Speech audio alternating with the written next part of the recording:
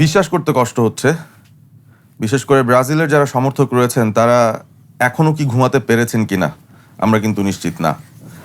বিশ্বকাপের এমন একটা দিন গেল রাউন্ড অফ 16-এ যেখানে এখন পর্যন্ত সবচেয়ে বড় একটা রেজাল্ট এসেছে এবং সেটা এসেছে নরওয়ের পক্ষে। ব্রাজিল ভার্সেস নরওয়ের ম্যাচটা শেষ হয়েছে ব্রাজিলের পরাজয় দিয়ে এবং অনেক ঘটনার পর এই পরাজয়ে ব্রাজিলের একটা জেনারেশন তারাই বোধহয় ফুটবলকে বিদায় জানালেন। নেইমার যাওয়ার আগে গোলটা দিয়ে গেলেন, তবে ব্রাজিলকে জেতাতে পারলেন না। ব্রাজিল নরওয়ে ম্যাচ ছাড়াও ইংল্যান্ড মেক্সিকোর আর একটা দুর্দান্ত লড়াই হয়েছে রাউন্ড অফ 16-এর এবং সেই সব ম্যাচ নিয়ে ডেফিনেটলি আলোচনা করব। আপনাদের সঙ্গে বরাবরের মতো রয়েছে আমি আহমেদ বিন পারভেজ।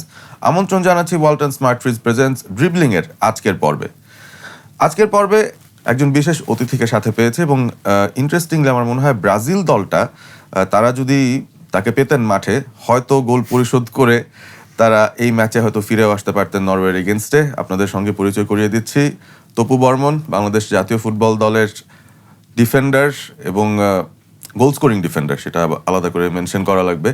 তপু ভাই, অনেক অনেক ধন্যবাদ আসার জন্য। Thank you. আর আসলে আমি নিজেও খুব একটা কিভাবে ইন্ট্রোডাকশনটা দিব, কিভাবে শুরু করব এই ম্যাচটা নিয়ে কথা বলতে নিজেও একটু কনফিউজড হয়ে যাচ্ছি, কারণ বাংলাদেশে আসলে ব্রাজিল আর্জেন্টিনা দুটো দলের এত বেশি ক্রেজ। একটা দল যখনই বাদ পড়ে যায় কোনো না কোনোভাবে, আগের বিশ্বকাপগুলো তো দেখেছি, বিশ্বকাপের অর্ধেক আমেজ ধরেন শেষ হয়ে গেল আর কি। তো আমরা ম্যাচে ঢোকার আগে আসলে এই ইমপ্রেশনটাই জানতে চাই যে ফ্যানদের আসলে কি অবস্থা হতে পারে বা কি ভাবছেন তারা, এরকম একটা শকের জন্য কি তারা প্রস্তুত ছিলেন?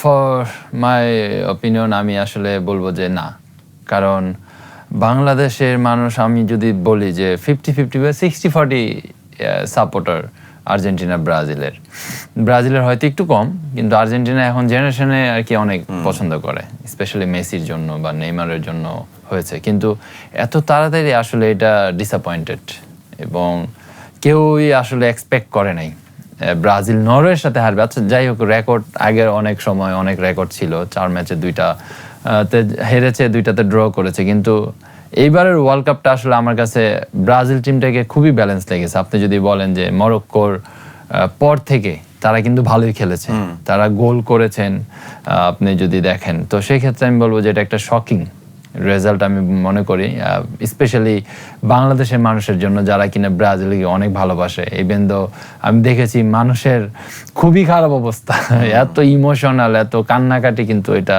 আসলে আমি বলবো যে তাদের জন্য আসলে খারাপই লাগছে, কারণ সারা ওয়ার্ল্ডের আমার মনে হয় না এরকম ফ্যান বেজ আছে ব্রাজিল এবং আর্জেন্টিনা যেটা কিনা আমাদের দেশে আছে। এবং তাদের সাংবাদিক বলেন, তাদের হাই কমিশন বলেন, তারা কিন্তু আসলে very very happy about us. তো সেই ক্ষেত্রে আমি বলবো যে এটা একটা ব্রাজিল ফ্যানদের জন্য ডিসঅ্যাপয়েন্টেড। না অবশ্যই, এবং আমরা যদি ম্যাচের আগের মুহূর্তগুলো কথা চিন্তা করি, সেখানে কিন্তু কার্লো অ্যানচেলোটি বলেছিলেন যে নেইমার তিনি 90 মিনিট খেলার মতোই ফিট আছেন, একটা ইঙ্গিত দিয়েছিলেন যে হ্যাঁ নেইমার হয়তো গেম টাইম পাবেন, তবে আমরাও ধরে নিচ্ছিলাম যে হয়তো স্টার্ট তাকে দেওয়া হবে না।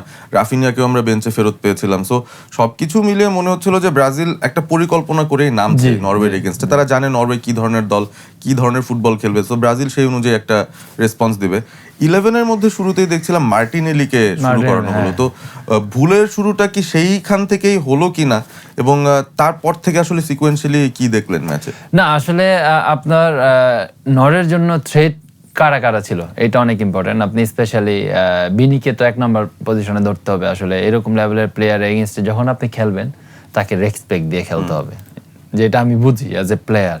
যখন নাম্বার 10 পজিশনে নেইমার জুনিয়রকে দেখা যেত, নরওয়ে টিমের একটা অন্যরকমের অ্যাটিটিউড আমরা সেখানে ফলো করতে পারতাম, কারণ নেইমার এরকম একজন প্লেয়ার যে কোনো সিচুয়েশনে একটা ভালো বাস, একটা ভালো গোল করার তার সেই অ্যাবিলিটি আছে। যেহেতু আমিও আপনার সাথে এক লাইনেই যাচ্ছি, অ্যানচেলোটি যখন বললো যে নেইমার 100% ফিট, আমি তাকে 90 মিনিটস খেলাইতে পারি, কিন্তু হোয়াই নট, এটা কেন তাকে নামানো হলো না, এটা কিন্তু আমার কাছে মনে হয় যে একটা মাইনাস পয়েন্ট। যেখানে আসলে নেইমার নামার পরে আপনি দেখেন খেলার কিন্তু অনেকটাই চেঞ্জ হয়ে গেছে। আসলে তার যে অ্যাকুরেসি অফ পাস, তার যে ডিসিশন মেক, এগুলো কিন্তু মার্টিনেলির কাছে আপনি পাবেন না, যেটা কিনা আমরা এই এত বছর ধরে নেইমারকে দেখেছি। এই নাম্বার 10 পজিশনে বলেন, নাম্বার 11 পজিশনে বলেন, সে কিন্তু ওয়ান অফ দ্য বেস্ট। তো সেই ক্ষেত্রে এই জায়গাটা একটা মিসিং ছিল। এবং তার সাথে আমি বলবো যে আর্লি হয়তো বা আরো ডিসকাস করবো, আমি এখনই বলতে চাই আর্লি যে পেনাল্টিটা পেল সেইখানে আসলে ডিসিশন মেকে প্রবলেম ছিল আমার মনে হয় টোটাল টিমের। আসলে যে স্পেশালিস্ট তাকে দিয়ে মারানো উচিত ছিল, এরকম একটা ম্যাচে আসলে পেনাল্টি মিস করা মানে আমরা যেটা বাংলা কথায় বলতে পারি যে পেনাল্টি মিস ম্যাচ মিস। তো সেই ক্ষেত্রে আমি বলবো যে ওইটা একটা ভেরি মানে মাইনাস পয়েন্ট দিকে চলে গেছে ব্রাজিলের জন্য। তারপরে ধরেন গোলকিপার এক্সেপশনাল খেলেছে স্পেশালি নরওয়ের। আর আমি আসলে একটু ভয় পাচ্ছিলাম টু বি অনেস্ট যে হালানের মতো প্লেয়ার 2টা চান্স পাবে 2টা গোল দিয়ে দিবে। আপনি যদি সেকেন্ড গোল দেখেন 50-50 চান্স কি সে 100%-এ কনভার্ট করেছেন। তো এটা কিন্তু আসলে আমি বলবো যে একটু তো মানে অ্যানচেলত্তি আমরা তার ডিসিশনকে সবসময় বাহবা দিয়েছি এবং আমরা খুবই খুশি, কিন্তু এই জায়গায় আসলে আমার কাছে একটু মানে পজিটিভ মনে হয়নি। ওয়েল, আমরা পেনাল্টি প্রসঙ্গ যেহেতু নিয়েই আসলেন, আমরা পেনাল্টিটা নিয়ে কথা বলতে পারি। সেখানে যখন পেনাল্টিটা ব্রাজিল পেয়েছে, যেটা আবার কুনিয়া আদায় করে নিয়েছিলেন, বক্সের ভেতরে তাকে ফাউল করা হয়েছিল এবং মনে হচ্ছিল যে 10-11 মিনিটের ভেতরে ব্রাজিল যদি পেনাল্টিটা স্কোর করতে পারে, একটা লিড পেয়ে গেলে ম্যাচটা হয়তো নরওয়ের জন্য ডেফিনেটলি কঠিন হতো। পেনাল্টিটা নেয়ার জন্য দেখছিলাম ভিনি বল হাতে নিয়ে দাঁড়িয়ে আছেন, ব্রুনো গিমারেশ দাঁড়িয়ে আছেন। ভিনি একদম শেষ মুহূর্তে ব্রুনো গিমারেশের হাতে বলটা তুলে দিয়ে পেছনে চলে আসলেন। তো অনেক টিমেরই হয় এটা একটা ট্যাকটিক যে তারা প্রতিপক্ষকে আসলে বুঝতে দেন না যে শটটা কে নেবেন, দেখা যায় অন্য একজনই বল ধরে থাকেন। বাট সত্যি কথা, ভিনি যখন বলটা ধরছিলেন, ব্রাজিল সমর্থকরা হয়তো ভাবছিলেন যে তিনি আসলে নেবেন, ব্রুনো তার সঙ্গে এমনি দাঁড়িয়ে আলোচনা হয়তো করছেন। ব্রুনো গিমারেশ নিউক্যাসলেও তিনি যখন মাঠে থাকেন পেনাল্টি নেন, সেটা আমরা দেখেছি। তবে এই কনটেক্সটে আসলে একটা টিমের লিডার বা একটা টিমের লিডিং গোল স্কোরার, যার উপরে আসলে সব ডিপেন্ড করছে, তার কি আর একটু বেশি দায়িত্ব নিয়ে নিজেই ভোকাল হয়ে বলা উচিত না যে আমি দায়িত্বটা নিতে চাই, আমি মারতে চাই? আসলে এটা আমার কাছে মনে হয় কিছু সিচুয়েশনে আসলে মানে কনফিডেন্সটা শো করা উচিত, যে কিনা আসলে লিডিং স্কোরার ব্রাজিলের হয়ে এবং দুর্দান্ত পারফরমেন্স করে যাচ্ছিল ভিনিসিয়াস জুনিয়র। আসলে তার দায়িত্বটা নেওয়া দরকার ছিল ফর মাই অপিনিয়ন। এবং এটা আসলে সেই ক্ষেত্রে আমার কাছে মনে হইতো যে সে হয়তো বা গোল করতে পারতো, তার মানসিকতা কিন্তু অনেক উপরের লেভেলে ছিল এবং তার গত ম্যাচে কিন্তু সে অনেক ভালো খেলেছেন এবং একাই চেষ্টা করেছেন কিছু একটা করার। তো সেই ক্ষেত্রে ওই আর্লি স্টেজে যখন পেনাল্টিটা পেলো, যদি ধরেন ভিনিসিয়াস মারতো হয়তো বা গোল হইতো, ধরেন প্রেক্ষাপটটা কিন্তু চেঞ্জ হয়ে যেত। তখন আপনার এই যে নরওয়ে যে ডোমিনেশনটা দেখাইলো আসলে স্পেশালি খেলার মধ্যে, এটা কিন্তু হইতো না। তখন তারা মেন্টালিটি একটু ডাউন হয়ে যেত। তখন অ্যাটাকিং অ্যাপ্রোচে বেশি খেলতো, যেটা অ্যানচেলত্তি চেয়েছিল আর কি, যে আমরা ডিফেন্সিভটা ভালো রেখে কাউন্টার অ্যাটাকে যাব, যেটা আমরা অহরহ রিয়াল মাদ্রিদকে খেলতে দেখেছি, যেটাতে সে অনেক সাকসেস হয়েছে, ইভেন দো চ্যাম্পিয়ন্স লিগও জিতেছে এইভাবে।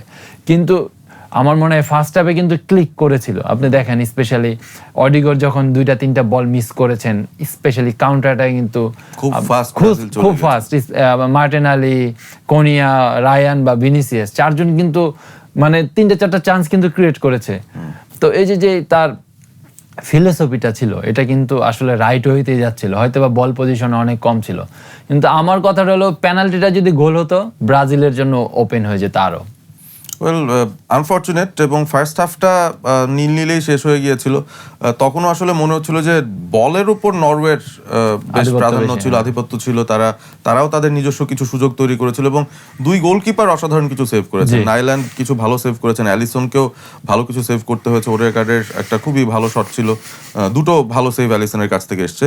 সেকেন্ড হাফ শুরুর পরপর আমরা দেখলাম যে দুটো দলেই কিছু পরিবর্তন আসা শুরু হলো। তবে নরওয়ে তাদের 2 ফ্ল্যাঙ্কের 2জনকে চেঞ্জ করেছে। মুসাকে সরিয়ে দিলেন, এদিকে যিনি খেলছিলেন তাকেও 2জনকে সরিয়ে অস্কার ববকে নিয়ে আসলেন, আর ওদিকে এমন একজনকে আনলেন যিনি হচ্ছে 2টা অ্যাসিস্টই পরে দিয়ে দিলেন, তার লেফট সাইডে। সো অ্যানচেলত্তি যখন চেঞ্জগুলো করলেন, তার চেঞ্জগুলোর লজিক আপনি কতটুকু কেমন দেখলেন? মানে গোল প্রয়োজন যখন, সেই সময়টা তিনি এডারসন কিংবা এই ধরনের ডিফেন্সিভ মিড ধরনের প্লেয়ারদেরকে নামাচ্ছিলেন, ব্রুনো গিমারেজের মতো প্লেয়ারকে উঠিয়ে দিয়ে। এটাকে আসলে কি আসলে আমার কাছে খুবই ভালো লেগেছে যে এটা এনরিককে সে নামানোর পরে কিন্তু এনরিক ফার্স্ট টাচেই কিন্তু আপনার একটা আউটস্ট্যান্ডিং বল দিল ভিনিসিয়াস। আসলে এইটা অল অ্যাবাউট আপনার এক্সপিরিয়েন্স আমার কাছে মনে হয়। ওই সিচুয়েশনে আপনি কিভাবে নিজেকে ধরে রাখবেন, প্লাস আপনার বডিকে ব্যালেন্স কিভাবে রাখতে হবে, বলটা কত জোরে টাচ করতে হবে। আপনি যদি দেখেন যে সে ফার্স্ট টাচটা ইট ওয়াজ ফ্যান্টাস্টিক, সেকেন্ড টাচটাই বেশি হয়ে গেছে, সেই কারণে কিন্তু গোলকিপার কভার করে ফেলেছে স্পেসটা। আসলে এই এনরিক কিন্তু আপনি যদি বলেন জাপান ম্যাচে কিন্তু সে দুর্দান্ত খেলেছে নামার পরে। আসলে আপনি যদি এডারসনের কথা বলেন, আসলে আপনি ইউর রাইট, আপনার নেইমারের আগে কেন তাকে নামানো হলো, নেইমারকে কেন নামানো হলো না নাম্বার 10 পজিশনে, এটা কিন্তু আসলে একটা প্রশ্নই। আর আমার কাছে মনে হয় যে সেকেন্ড হাফে স্পেশালি মানে ব্রাজিল আসলে যেভাবে খেলা দরকার, আমার কাছে মনে হয় যে ব্রাজিল টিমটা একদম মানে অল আউট ফুটবল খেলা দরকার ছিল। হয়তোবা তারা হালানকে ভয় পাচ্ছিল, বা হালান যদি এরকম একটা 1-to-1 পজিশনে বল পেয়ে যায়, হয়তোবা সে অনেক ফাস্ট, তার স্পেশালি আপনার বডিতেও সে অনেক অ্যাডভান্স এবং তার ফিজিক্যালি অ্যাপিয়ারেন্স অনেক বেশি, সেই ক্ষেত্রে হয়তোবা। কিন্তু আপনি যদি পুরো ম্যাচে দেখেন, অডিগর আর হইলো নাম্বার 6 মিডফিল্ড ডমিনেট করেছে। আমি বুঝলাম না, এত সুন্দর সুন্দর মিডফিল্ড, আপনি ব্রুনোর পারফরমেন্স দুর্দান্ত, ক্যাসিমিরো আসলে গতকাল ম্যাচে তার জায়গায় সে ভালো খেলেছেন, তার উপরে মার্টিনেলি। তো এই যে আপনার 6 জন প্লেয়ার, আপনি যদি ডিফেন্স বাদ দেন 4 জন, 6 জন প্লেয়ার অবভিয়াসলি নরওয়ে থেকে 100% ফার বেটার। তো সেই ক্ষেত্রে কেন আমরা এইভাবে খেলতে যাব ম্যাচটাকে, কেন আমরা নিজেদের করে নিলাম না, বা আমরা কেন ডমিনেট করলাম না? আপনি বল পজিশন যদি দেখেন 62 মেবি 62 না 65 নরওয়ে টিমের সাথে, মানে ব্রাজিলের 40 কম একটা তারা বল পায়ে রাখছে পজিশন নরওয়ের সঙ্গে ম্যাচে। এটা আসলে অনেক আনএক্সেপ্টেবল। এবং পাসের হিসেবে আমি দেখলাম যেটা ব্রাজিলের 300 প্লাস পাস, নরওয়ে 600-র উপরে, মানে মোর দেন ডাবল পাস তারা পাসিং তারা করেছে। সো ওই সব দিক থেকেই আসলে ইভেন শটস অন টার্গেট নরওয়ের বেশি ছিল, যদিও ম্যাচটা আসলে ব্রাজিলকে ফিরতে হতো। তো এই যে সিচুয়েশন হলো, সাপোজ আমরা প্রথম গোলটাতে যাই যেখানে নরওয়ে গোলটা পেয়ে গেছে, চমৎকার একটা ক্রস চলে এসেছিল শিন্ডার রূপ, বা আমি যদি ভুল না করি সেকেন্ড হাফে নামার পরে নোসাকে চেঞ্জ করা, এবং চেঞ্জটা করার পর তিনি আসলেন, তিনি ওই ফ্ল্যাঙ্ক থেকে একটা ক্রস দিলেন, এবং গ্যাব্রিয়েল হালান্ডের সাথেই দাঁড়িয়েছিলেন। কিন্তু মানে অ্যাজ এ ডিফেন্ডার আপনার আসলে কি মনে হয়, গ্যাব্রিয়েল কি আসলে সঠিক জায়গায় ছিলেন, তাও পারেননি, নাকি মানে তার পেছন থেকে হঠাৎ হালান্ড চলে আসলেন নাকি? এটাই আসলে হালানের একটা এক্সেপশনাল ব্যাপার, যেটা কিনা আমরা অহরহ সবসময় দেখে থাকি। সে আসলে কখনো বলের সামনে থাকে না, অলওয়েজ সে বলকে অ্যাটাক করে। এটার জন্য কিন্তু as a defender very difficult to mark him, even এটা লুক আফটার করাও ভেরি ডিফিকাল্ট। কিন্তু গাব্রিয়েলের এইখানে অ্যাজ এ ডিফেন্ডার আমার কাছে যেটা মনে হয়েছে, তার বডি শেপটা ঠিক ছিল না। সে আসলে বলটাকে দেখতেছিল, তার পিছনে কি আছে বা কি হতে যাচ্ছে সেটা সে আর কি লুক আফটার করে নাই। এটা কি বডিটা একটু ওপেন, বডিটা যদি ওপেন রাখতো, দ্যাট মিন্স আপনার বলও দেখছেন, আপনি পিছনে কে আছে আপনি মার্কারকেও দেখছেন। এই জিনিসটা আর কি তার মিসিং ছিল। সে আসলে বলটার দিকে বেশি ফোকাসড ছিল। এখন আপনার যদি বল ফোকাস ছিল, ওইটা ইট ওয়াজ ফাইন, নো প্রবলেম। কিন্তু আপনি যদি তাকে বডিতে একদম কন্টাক্টে থাকতেন, আপনি জানেন যে এরকম একটা লেভেলের প্লেয়ার আপনার পিছনে আছে বা আপনার সামনে আছে, আপনি বুঝতেছেন আপনার পাশে ঘুরঘুর করতেছে, তো দ্যাট মিন্স আপনার তাকে ক্লোজ ডাউন করতে হবে। যখনই সে ফ্লাই করতেছিল, তখন যদি তাকে ধরেন স্পেশালি তার ক্লোজে থাকতে, হয়তো বা হালান কিন্তু একটু ডিস্টার্ব হইতো। হ্যাঁ, ডেফিনেটলি। যেটা ধরেন মানে আমরা নর্মালি বেশি বড় প্লেয়ার বা ভালো ফাস্টার নাম্বার 9 এর এগেইনস্টে যখন খেলি, তাকে অলওয়েজ আপনার ক্লোজ ডাউন করে রাখতে হবে। আপনি যদি তাকে একটু স্পেস দেন, গ্যাপ দেন, মানে হি ক্যান হার্ড ইউ, যেটা কিনা হালান্ড করেছে। গাব্রিয়েলের আরেকটু সজাগ থাকা দরকার ছিল ওই জায়গাটায়, কারণ তাদের এই ব্যাটল কিন্তু আমরা ইংলিশ প্রিমিয়ার লিগে অহরহই সেটাই হতে থাকে। এবং আমার মনে হচ্ছিল এই কারণেই তিনি হয়তো একটু সচেতন থাকবেন, তিনি জানেন হালান্ড কি করেন, এবং সেই জায়গায় হালান্ড আবারও কিন্তু তার উপর দিয়েই মোটামুটি সাকসেসফুল হলেন একটা ইন্টারন্যাশনাল ম্যাচে বা জাতীয় দলের জার্সিতেও। ডিসঅ্যাপয়েন্টিং একটা ডিফেন্সিভ এফোর্ট, নরওয়ে 1-0 গোলে এগিয়ে গেল। তখন আবার এক্সপেকটেশন ছিল ব্রাজিল একেবারে ফুল অ্যাটাকিং মোডে, যে তারা অ্যাটাকের পর অ্যাটাক করবে, নরওয়েকে চাপিয়ে রাখবে, ইকুয়ালাইজার দেওয়ার চেষ্টা করবে। খেলাটা কিন্তু সেই প্যাটার্নে যায় না। তারপরও আপনার মানে একটা প্লেয়ার অডিগর, আমি দেখলাম যে সারাক্ষণ রানিং এর মধ্যে থাকলো, এত মোবাইল। মানে তার এই খেলা আর্সেনালেও দেখি না। মানে আমি তো মানে মোটামুটি অনেক ফুটবল ফলো করি, স্পেশালি ইংলিশ প্রিমিয়ার, লা লিগা সবকিছুই, কিন্তু কালকে সে এত স্পেস কেন পেল, এটা কিন্তু একটা বিশাল ব্যাপার। আপনি তাকে এত স্পেস কিসের জন্য দিলেন, বা যখন তার পায়ে বল আমরা কেন তাকে ক্লোজ ডাউন করলাম না, প্রেস করলাম না? এটা অল অ্যাবাউট আসলে আমার কাছে মনে হয় কোচ ডিসিশন। আসলে কোচ একটা টিমকে আসলে কি ফরমেশনে খেলাতে চায়, তার ফিলোসফি কি, এবং সে আসলে কি চায় ডিউরিং ম্যাচে, উইদাউট বল বা উইথ বল, আসলে এটা কিন্তু অল অ্যাবাউট কোচ প্ল্যান। তো সেই ক্ষেত্রে আমার মনে হয় যে অ্যানচেলত্তি আসলে এইভাবেই চাচ্ছিল খেলাটাকে, আপনার স্লো করে যখন বল আসবে তখন উইথ বলে আমরা কাউন্টার অ্যাটাকে হার্ট করার চেষ্টা করব। আসলে সাকসেস হয়েই গেছিল, কিন্তু আসলে goalkeeper he was fantastic, he did his মানে পারফেক্ট জব। তো সেই ক্ষেত্রে আমি বলবো যে আসলে যেটা আপনি বললেন যে সেকেন্ড হাফ বা একটা গোল খাওয়ার পর আসলে ব্রাজিল ওইভাবে কামব্যাক নিজেরা করতে পারে না, because of they give them so much space in specially midfield zone. আপনি যদি দেখেন ওডিগো নাম্বার 6, স্পেশালি যারা দুইটা উইং নামলো তাদেরও কিন্তু অনেক স্পেস দেওয়া হচ্ছিল, ওয়াইড পজিশনে তারা Wide বলের position, উপর হ্যাঁ। অনেক সুযোগ তো পাচ্ছে। এই যে আপনার রাইট ব্যাক খেলছে ড্যানিলো, আসলে 34 ইয়ার্স ওল্ড, সে চেষ্টা করছে বিকজ আপনার এক নাম্বার রাইট ব্যাক ইনজুরিতে পড়ে গেলেন ফ্রেন্ডলি ম্যাচে, তো এর জন্য তাকে দিয়ে আর কি খেলানো হয়েছিল। কিন্তু আমি বলবো যে তার এক্সপিরিয়েন্স দিয়ে কিন্তু সে খেলেছে, বাট আপনি যখন একটা পেজি প্লেয়ার বা স্পিডি প্লেয়ারের সাথে খেলবেন, এটা কিন্তু একটু ভেরি ডিফিকাল্ট ফর অ্যাডজাস্টমেন্ট, যেটা কিনা একটু প্রবলেম সে ফিল করেছে। রাইট সাইড দিয়ে দুইটা ক্রস আসলো, দুইটা গোল হলো। তো এটা আসলে আমি বলবো যে এই কিছু তো আপনার দায়ভার কোচের নিতে হবে, যেটা কিনা আমরা বুঝতে পারছিলাম যে আসলে ম্যাচে ফেরার জন্য যে একটা ক্ষুধা বা যে একটা স্পিড নিয়ে খেলা, সেটা কিন্তু আমরা দেখতে পাইনি। এবং আমার কাছে আসলে মনে হচ্ছিল কি যে ব্রাজিল দলের আসলে যাদেরকে বেঞ্চ থেকে নামালে ইম্প্যাক্ট হতো তাদের মধ্যে একজনকে ব্রাজিল স্টার্টই করিয়ে দিয়েছিল আমার মনে হয়, মার্টিনেলি। মানে প্রবাবলি সে যদি সেকেন্ড হাফে আসতো তাহলে হয়তো ইম্প্যাক্ট অন্যরকম হতো, অন্য কাউকে দিয়ে স্টার্ট করতে পারতো, একটা মিডফিল্ডার দিয়ে স্টার্ট করতে পারতো, দেন পরবর্তীতে আসতে পারতো, কারণ ব্রাজিল বল রাখতে চাইছিল না। এবং সেকেন্ড গোলটার সময় যেটা তপু ভাই বললেন যে স্পেস দেয়া হচ্ছে তাদেরকে, সেই স্পেসটাই দেয়া হলো।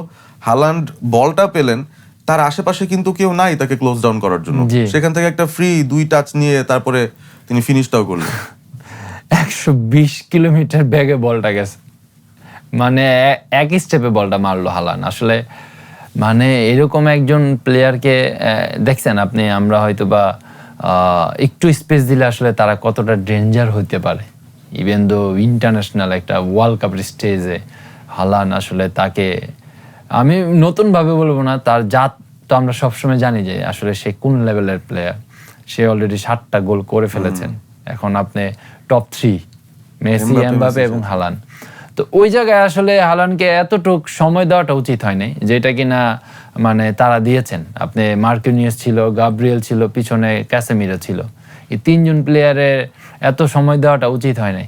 তারা একটু ক্লোজ ডাউন করলে বা তাকে ধরেন একটু পেস বা ফেস করলে কিন্তু আসলে সে ডিসব্যালেন্স হইতো বা লেফট সাইডে বা পিছনে ব্যাক পাস করতো। সে কিন্তু একদম ক্যাজুয়াল ছিল, বিশ্বাস করেন যখন গোলটা দিল যারা ধারাভাষ্যকার ছিল যে ক্যাজুয়াল নাম্বার 9 বল মেরে গোল দিয়ে দিল। মানে মনে হচ্ছে ট্রেনিং এ তিনি বলটা পেলেন, 2টা টাচ নিচ্ছেন, তারপর শুট করছেন। তো এই যে ব্যাপারটা, এটা আসলে মানে আমি কি বলবো যে আসলে অনেক মানে অ্যামেচার একটা বা ভেরি ডিসঅ্যাপয়েন্টেড, কারণ আপনি মার্কিনিয়াস এবং গাব্রিয়েল ওয়ার্ল্ডের 2টা বেস্ট সেন্টার ব্যাক, আপনি তাদের ফার্স্ট এবং সেকেন্ড দুইজনকেই ধরতে হবে আপনি যদি হিসাব করেন। বিকজ গাব্রিয়েল আর্সেনালের লিগ জিতেছেন, চ্যাম্পিয়ন্স লিগের ফাইনাল খেলেছেন, মার্কিনিয়াস সব জিতেছেন। তো এরকম লেভেলের প্লেয়ার যারা কিনা আসলে ম্যাচ ঘুরিয়ে দেয় সামটাইম, আমরা জাপান ম্যাচে গাব্রিয়েলকে ক্রস করতে দেখেছি, তাই না? মার্কিনিয়াস কত হেড দিয়ে গোল করেছেন, মানে হিউজ। তো সেই ক্ষেত্রে আসলে এতটুকু সুযোগটা দেওয়া, এত টাইম দেওয়াটা উচিত হয় না, এবং এটা পানিশড। ব্রাজিলের কাছ থেকে আসলে এই ফাইট ব্যাকের এক্সপেকটেশনটা ছিল বিধায় বোধহয় আরো বেশি মনে হচ্ছে যে হ্যাঁ ডিসঅ্যাপয়েন্টিং একটা ব্যাপার। তবে স্কোর লাইন তো যেহেতু 2-1, একটা গোল তো ব্রাজিল দিয়েছে, তবে সেটা মোটামুটি ম্যাচ মানে শেষ হয়ে গেছে সেরকম একটা সিচুয়েশনে। এক্সট্রা টাইম দেওয়া হয়েছিল, নেইমার তো নেমেছিলেন, মোটামুটি 20-25 মিনিট খেলার সুযোগও পেলেন। নেইমার পেনাল্টিটা নিতে আসলেন, এবং সেই পেনাল্টিটা পাওয়ার যে পরিস্থিতি সেটা ছিল ক্যাসেমেরোকে এলবো দিয়েছিলেন নরওয়ের একজন সাবস্টিটিউট প্লেয়ার যিনি এসেছিলেন ডিফেন্সিভ হাফে খেলার জন্য। নেইমার যখন পেনাল্টিটা নেবেন তার আগে কিন্তু নাইল্যান্ড নেইমারকে একটু কাটিয়ে দেওয়ার চেষ্টা করছিলেন, এবং ওই পেনাল্টি সিচুয়েশনের একটু আগে আবার মাঠের অন্য জায়গায় একটা ঝগড়াঝাটিও লেগে গিয়েছিল। সো উত্তপ্ত একটা অবস্থা, ব্রাজিলও বুঝতে পারছে আসলে 2-0 গোলে পিছিয়ে সেখান থেকে আসলে ফেরার উপায় হয়তো নেই। তবে নেইমার কি আবারও যে দেখিয়ে দিলেন যে তিনি যদি স্টার্ট করতেন, সেই পেনাল্টি যদি তার পক্ষে আসতো, তাহলে কি ব্যাপারটা অন্যরকম হতো? ডেফিনেটলি নেইমার নিত। আর নেইমার তো অল অ্যাবাউট কনফিডেন্স ভাই। কারণ আপনি তার যদি ক্যারেক্টার দেখেন এবং তার যেই অ্যাপিয়ারেন্স দেখেন, সেটা কিন্তু অল অ্যাবাউট কনফিডেন্স। মানে এরকম একজন প্লেয়ার আপনার যখনই নামবে সেই সামথিং মানে ভালো কিছু করবেই। এবং এটা তার, আমার কাছে মনে হয় এটা তার অ্যাবিলিটি বলেন বা এটা তার এক্সপিরিয়েন্স বলেন, এটা তার ম্যাচুরিটি বলেন, সব কিছু মিলিয়ে একটা জিনিস মানে নেইমারকে দেখলে স্পেশালি হয়তো বা আপনিও খুব খুশি হয়েছেন, আমিও খুব খুশি হয়েছি। আসলে এটা ওভার দ্য ওয়ার্ল্ড তাকে সবাই ভালোবাসে অ্যাবাউট তার ফুটবল ক্যারিয়ার। তো এটা আসলে আমি বলবো যে নেইমার যদি থাকতো ওই পেনাল্টিতে 100% নেইমার নিত। এবং যে গোলটা ব্রাজিল পেল, গোলকিপার কিন্তু তাকে আসলে একটু মাইন্ড গেম খেলার চেষ্টা করেছিল। নেইমার কিন্তু হাসতেছিল যে হয়তো বা ওদের ল্যাঙ্গুয়েজ এরকম কিছু হয়তো বলেছে, তুই মানে হয়তো বা সেভ দিতে পারবা না, তুমি পারলে সেভ দাও। তো যখন গোল করলো আসলে নেইমার কিন্তু আর সামনে গেল, কথাও বলেছে maybe I don't know, maybe বলছে দিস ইজ নেইমার, তুই আসলে বুঝতেছিস না আসলে এরকম হয়তো মানুষের সঙ্গে তুমি এসব করতেছ। তো এই নেইমার হয়তোবা যদি ওই শুরুতে নামতো, ওই পেনাল্টি গোল হয়তো 100% শিওর। দেখেন 2-2 সময়তে থাকতো, তারপরে হয়তোবা 30 মিনিট এক্সট্রা পাইতো, ব্রাজিলের জন্য আরেকটু সুযোগ থাকতো। তো আসলে এটা তো এখন ধরেন coach decision, all about coach. কারণ কোচ এরকম একজন পার্সন যে কিনা সব সুপ্রিম অফ দ্য টিম, আপনি সব ডিসিশন তার কাছ থেকে আসে। একটা শেষ প্রশ্ন, ব্রাজিলের এই দলটায় কোন জিনিসটার অভাব সবচেয়ে বেশি ছিল আপনার মনে হয়? আমার কাছে মিডফিল্ডে একটু দুর্বল লেগেছে। মিডফিল্ডে আসলে ধরেন S like Casemiro last world cup যেই এফোর্টটা দিছে আসলে অ্যাজ এ প্লেয়ার, এই বছর আর কি তার কাছ থেকে সেই এফোর্টটা পাওয়া না। অ্যাজ এ নাম্বার 6 আপনি বলের জন্য সবসময় অ্যাভেলেবেল থাকবেন। যখন অপোজিশন অ্যাটাকিং আপনার জোনে আসবে, আপনি সেটার সবার আগে আপনি ফেস করবেন এবং আপনার দুইটা সেন্টার ব্যাকের সাথে আপনার কম্বিনেশনটা ওয়েল থাকতে হবে। এটা কিন্তু নর্মাল ব্যাপার তার জন্য। হয়তোবা আমি বুঝলাম না, হয়তো ভাই 34 ইয়ার্স, মাত্র ভেরি ইয়াং ভাই, 40 হয়ে গেছে। 40 হয়ে গেছে। কিন্তু আসলে এটা কি ফিটনেসের প্রবলেম নাকি কনফিডেন্সের প্রবলেম? আরেকটা প্রবলেম হয়েছে যেটা একদম ফিক্সড, নাম্বার 9, যেটা কিন্তু যেটা আমরা ফার্স্ট ম্যাচে দেখেছি, ইগোর থিওগো। আসলে এই প্লেয়ারটাকে আমার মনে হইতো যে আরেকটু টাইম তাকে দেওয়া উচিত ছিল। আসলে এরকম একজন ফিজিক, এরকম একজন টলেস্ট প্লেয়ার আসলে আপনার টিমে প্রয়োজন। হয়তোবা সে অ্যানচেলোটি 4-4-2 ফরমেশনে খেলেছে, হয়তোবা তার কাছ থেকে সেই ডিফেন্সিভ সাপোর্টটা পেত না বিধে হয়তোবা খেলাই নাই। কিন্তু আমার মনে হয় এরকম একজন প্লেয়ার যে কিনা ইংলিশ প্রিমিয়ার লিগে 22টা গোল করেছে, second highest scorer of the EPL, তো দ্যাট মিনস তার ভিতরে সেই অ্যাবিলিটি আছে বিধেই তো ওই লেভেলে গোল করছে। তো আমার মনে হয় যে এত কম সময় খেলানোটা আমার মনে হয় না ঠিক হয়েছে, তাকে আরেকটু বেশি সুযোগ দেওয়া দরকার ছিল।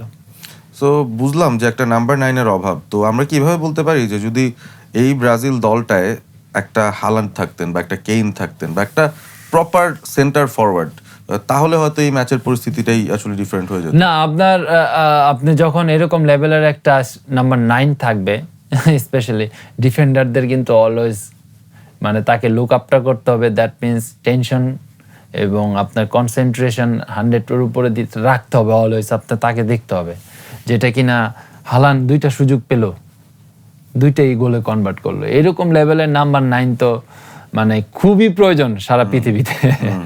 ব্রাজিল টিমেও দরকার ছিল, যেটা আপনি যদি ইতিহাস ঘাটেন, R9, রিভালদো, হ্যাঁ, তো ওদের যে পারফরমেন্স আমরা দেখতাম এবং তারা কিভাবে ডমিনেট করতো, অপোজিশনের ডিফেন্ডারদেরকে ডমিনেট করতো, ম্যাচ তো ডমিনেট করতোই। তো ওই জিনিসটা কিন্তু ব্রাজিলের অনেক বছর ধরে আপনি আপনার আদ্রিয়ানোর পরে কে ওইটাকে ধরলো আপনি দেখেন, আসলেই নাই। 2002 এর পর 6 ওয়ার্ল্ড কাপ, 10, 14, 18, 22, 26 নাম্বার 9 হিসাবে কে খেলেছে? কারণ নাম কিন্তু আলাদা করে ফোকাস বলা যায় না যে তারা ভালো করেছেন ফর ব্রাজিল। আসলে একটা লং স্ট্যান্ডিং প্রবলেম, এটার সলিউশন কিভাবে হবে জানি না। অ্যানচেলটি এসেছেন, তার ট্যাকটিক্স দিয়েও কাজ হয়নি। এখন ব্রাজিলের ভবিষ্যৎ কি আমরা বলতে পারছি না। তবে একটা ব্যাপার নিশ্চিত আমরা, যে ব্রাজিল বাদ পড়ে গেছে রাউন্ড অফ 16 থেকেই, কোয়ার্টার ফাইনালে যাওয়া হচ্ছে না। চলে গেছে কোয়ার্টার ফাইনালে নরওয়ে, এবং তাদের ভাইকিং স্বপ্ন তারা বাঁচিয়ে রেখেছে। খুব অল্প সময় বাকি আছে, আমরা ব্রাজিল নিয়ে একেবারে ডিটেলড ডিসকাশনে চলে গিয়েছিলাম। অল্প সময়ের ভেতরে আমরা আসলে ইংল্যান্ড মেক্সিকোর ম্যাচটাকে খুব কুইকলি রিভিউ করতে পারি, যেখানে অনেক কিছু ঘটেছে। অল্টিটিউড নিয়ে অনেক ঘটনা হচ্ছিল। আজতেকাতে মেক্সিকো হারে না 13 বছর ধরে, এরকম একটা রেকর্ড ছিল। 89 ম্যাচ থেকে 60টা জয়, 17টা ড্র, মাত্র 2টা ডিফিট, এই ছিল আজতেকাতে মেক্সিকোর রেকর্ড। এবং ইংল্যান্ড এই মাঠে 40 বছর আগে এসেছিল, শেষ যে ম্যাচ খেলেছিল সেটা আর্জেন্টিনার সঙ্গে, এবং সেই ম্যাচেই ম্যারাডোনা ওই hand of god, goal of the century সব দিয়েছেন। তো সব কিছুই ইংল্যান্ডের বিপরীতে ছিল বলা যায়। তবে ইংল্যান্ড কিন্তু রেজিলিয়েন্স দেখালো শেষ পর্যন্ত এই ম্যাচে। না আসলে ইংল্যান্ড, আমরা হয়তো ইংল্যান্ডকে সেভাবে কাউন্ট করি নেই। আপনি যদি ওয়ার্ল্ড কাপের শুরুতে দেখেন, আমরা জাস্ট কথা বলেছি Brazil, Argentina, France, Spain, Portugal. আসলে এখন যদি হিসাব করেন, আমার কাছে তো মনে হয় আপনার তারা টপ 2 বা 3 টিম, তাদের সেই অ্যাবিলিটি আছে। তো সেই ক্ষেত্রে আমি বলবো যে তাদের specially forward line, defence line, midfield জোনটা অনেক স্ট্রং। তারা আসলে ডাকলান রাইসের কথা আপনার বলতে হবে। আসলে হি ইজ দ্য গায়, যখন টিমের সাথে সে রাইট ব্যাক খেলেছে লাস্ট ম্যাচ, যেটা কিনা ডেলিভার করেছে, এবং সে রাইট ব্যাক খেলে ক্রস করেছে 4টা থেকে 5টা। মানে তার যে অ্যাবিলিটি, স্পেশালি রানিং অ্যাবিলিটি, মানে ট্রিমেন্ডাস। মানে তার প্রশংসা মানে করতেই হবে ইংল্যান্ড টিমের, one of the best player. তার সাথে আপনি দেখেন যে অ্যান্টনিও গ্রোডন যে এই ম্যাচে স্টার্ট করলো, বিলিংহামের পারফরমেন্স দেখেন, হ্যারি কেন, সাকাকেও স্টার্ট করিয়েছিলেন। তো এবার কিন্তু আসলে কোচের মানে পুরো অ্যাটাকিং একটা প্ল্যান ছিল, এবং যারা কিনা বেস্ট ওই ম্যাচের জন্য তাদেরকে ইউজ করেছে। রাশফোর্ডকে নামানো হয়নি, কিন্তু ইংল্যান্ড যেভাবে আসলে খেলেছেন, ডেফিনেটলি মেক্সিকোর মাঠে কিন্তু অনেক দিক দিয়ে আগায়া ছিল। আপনি শুটিং বলেন, 23-25 শুট করেছে, অন টার্গেট 5 থেকে 7টা ছিল। কিন্তু সেই ক্ষেত্রে আসলে একটা বড় টিম যে ইংল্যান্ড, এবং তাদের প্লেয়ার যে মেক্সিকো, যদি হিসাব করে ম্যান টু ম্যান, সেই ক্ষেত্রে ইংল্যান্ড যে ভালো টিম এবং ভালো প্লেয়ার সেটা কিন্তু প্রমাণ রেখেছেন।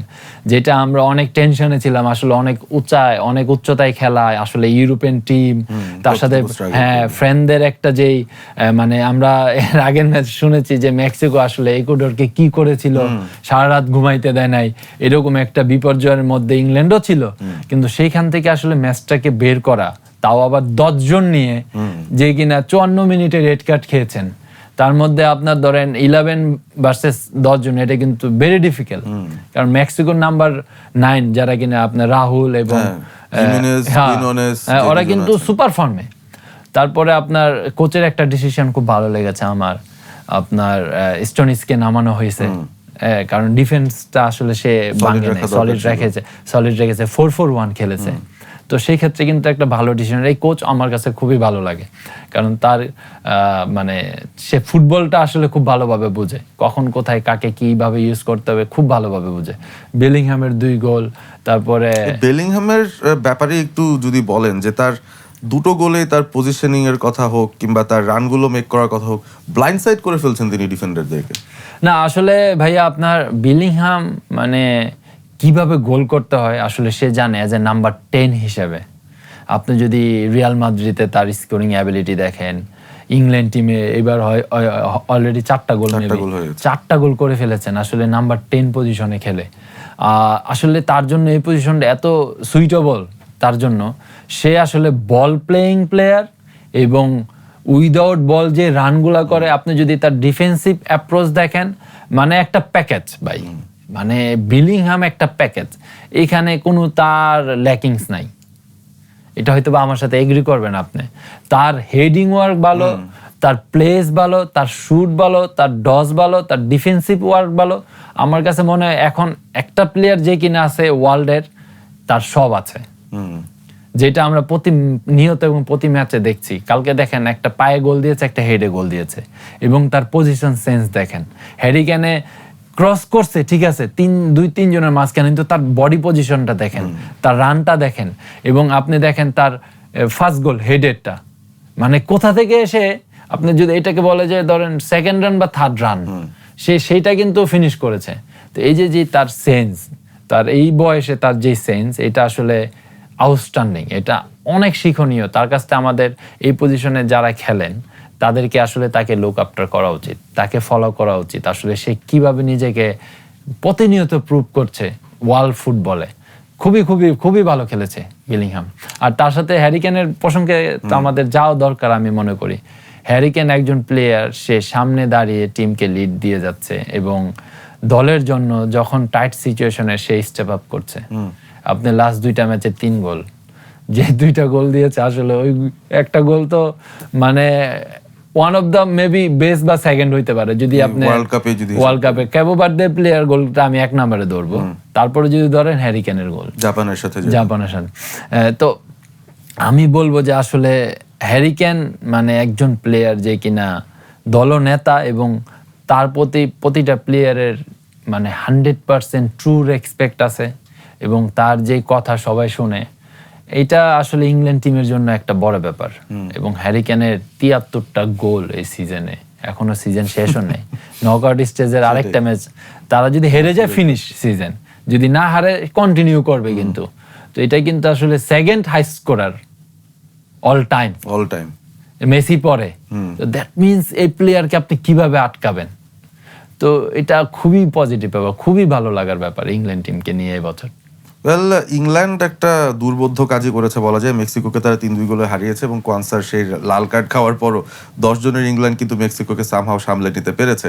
এবং হ্যারি কেনের ব্যাপারটা যেটা বললেন, আমরা আসলে এত বেশি ম্যাচ নিয়ে একের পর এক ডিসকাস করতে থাকি যে কে কার এগেনস্টে কখন গোল দিয়েছে, অনেক সময় একটু ওলটপালট হয়ে যায়। আমি একটু আগে বোধহয় বলছিলাম জাপানের এগেনস্টে দিয়েছেন, সেটা জাপান ছিল না, কঙ্গোর এগেনস্টে দিয়েছিলেন।